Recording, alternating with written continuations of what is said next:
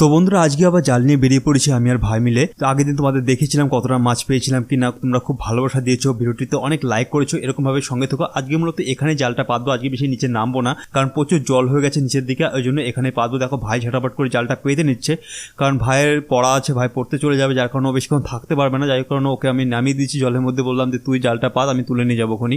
তো আমি ভিডিও করছি, এখানে ও জাল পাততে ব্যস্ত হয়ে গেছে। আজকে মূলত এখানে 3টে জাল পাতবো, 2টো ছোটো জাল এবং একটি বড় জাল। শুনেছি এখানে বড় মাছও হচ্ছে, সেটা জাল তোলার পরে দেখতে পারবো কতটা মাছ কি হয়, বড় মাছ পাই কিনা সেটা তোমাদের অবশ্যই দেখাবো।